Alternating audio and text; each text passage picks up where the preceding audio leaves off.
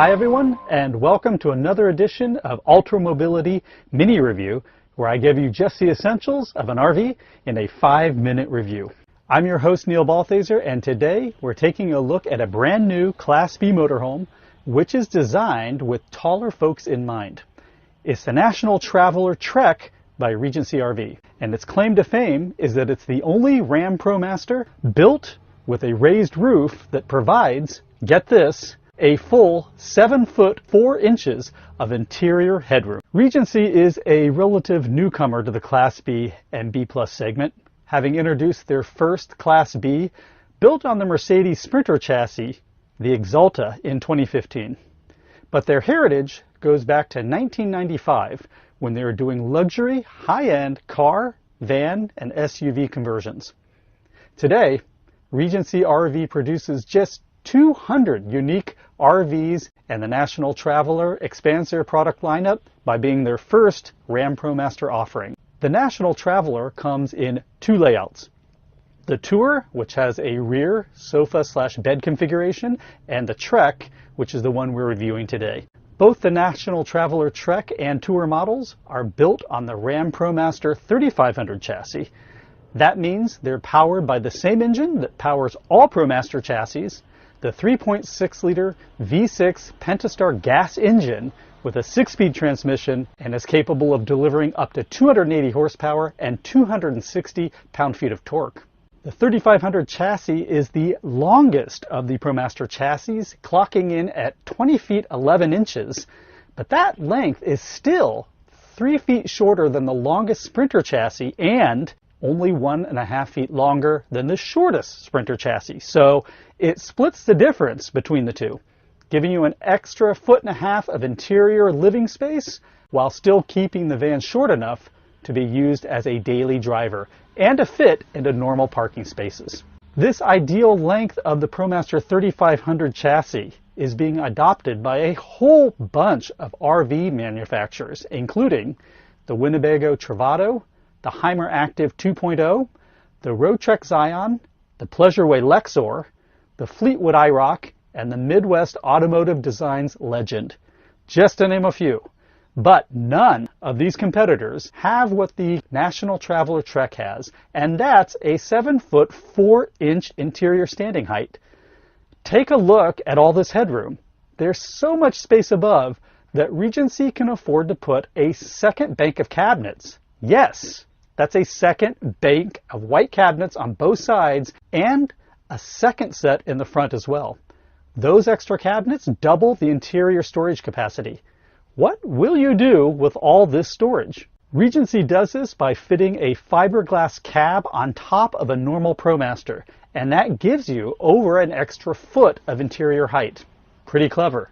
So there's a ton of headroom in this coach, and taller folks are going to appreciate that for sure. But what about other accommodations like the bed and bathroom? The bedroom/lounge on this Trek model is located at the rear of the van. And in the lounge configuration, you've got 2 bench seats that face one another. A good-sized pedestal table can be set up between them, and there's a 24-inch LCD TV sensibly placed back here. That TV, by the way, can be removed and mounted to the outside of the van. You've got speakers mounted to the underside of the cabinets, and there are lap belts for traveling. These bench seats jackknife, so to convert the lounge into your bedroom, just pull them out, and voila, you've got one large 54 by 73 inch bed. You will be sleeping laterally in this bed, and taller folks should take note that the maximum length of this bed is just an inch over 6 feet. It's recommended that the taller person sleeps on the side closest to the front of the van, since there's a bit of extra overflow there, and they can angle their body for extra room. Let's talk about the other area of the coach where height is important, and that's the bathroom. This is a 2-piece wet bath. Wet bath meaning that the shower and the toilet share the same area. 2-piece meaning that there is no sink.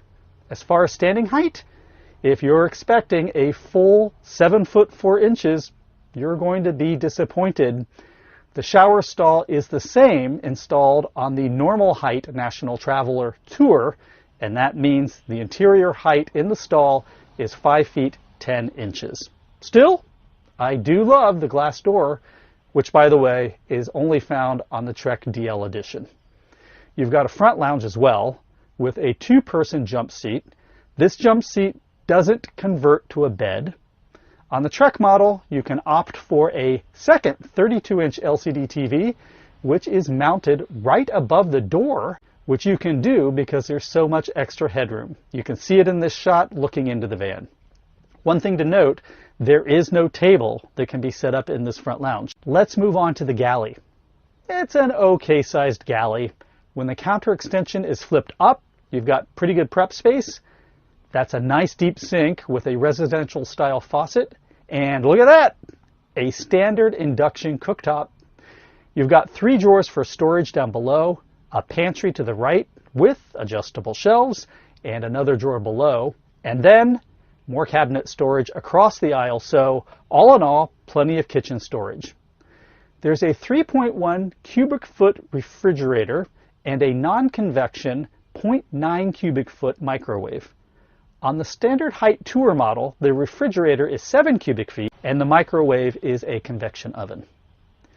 There is one other feature about the National Traveler that may interest some of you, and that is that the fresh and black water tanks and all associated water lines are inside the coach. And the gray water tank is fitted with a standard heating pad.